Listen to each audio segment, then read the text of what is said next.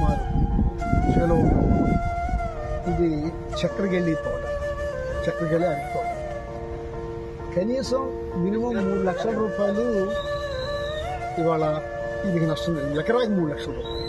ఇట్లా చాలా మంది రైతులు నష్టపోతున్నారు. లోగడ ప్రభుత్వంలో ప్రభుత్వం ఇన్సూరెన్స్ కట్టింది. ఇవాళ రైతుకి ఇన్సూరెన్స్ కట్టడానికి డబ్బులకి ఇబ్బందిగా ఉండే, లేకపోతే కట్టకుండా ఉండడం మూలంగా చాలా మంది నష్టపోయారు. వైఎస్ఆర్సీపీ ప్రభుత్వంలో ఇటువంటి విపత్తు వచ్చినప్పుడు వెంటనే అదే సంవత్సరం నష్టపరిహారం ఇన్పుట్ సబ్సిడీ చెల్లించారు.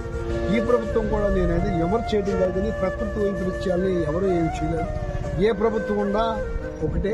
దీనికి తక్షణం రైతుకి కావాల్సింది ఏంటంటే ఆర్థిక సహాయం. ఆ ఇన్పుట్ సబ్సిడీ ఇచ్చి తొందరగా ఆదుకునేటట్టుగా చూడాలి. ఇవాళ ఈ అనుకున్నంత తీవ్ర నష్టం అంటే అరటి తోటలకి, అట్లాగే కందకి ఎక్కువ నష్టం, పసుపుకి.